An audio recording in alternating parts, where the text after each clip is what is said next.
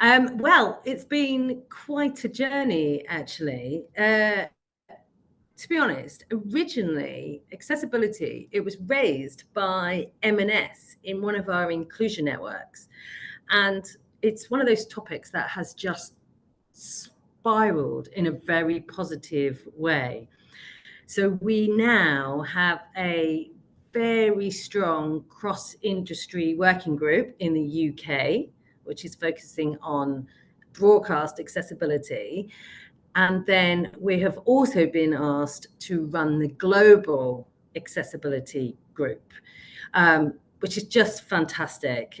And both groups are a mixture of brands, the likes of Unilever, Diageo, P&G, Mars, MasterCard, etc.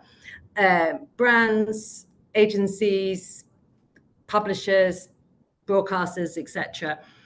So a real cross-section of the industry, all with one ambition to try and make accessible ads accessible for all.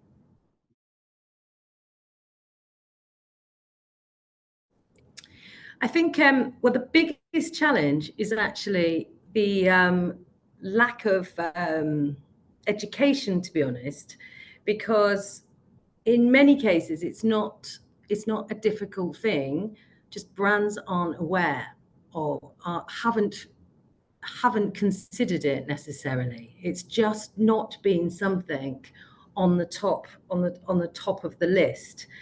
And it's interesting that I think it's partly, there's a moral reason, but also, Jeremy, I know you've got younger kids. So many young people watch TV with subtitles, and actually, the more that's happening, the ads then playing out without subtitles are actually starting to become noticeable without them. So if we're noticing that as fully able people, that's obviously a dramatic note for those who are hard of sight, so hard of hearing, sorry.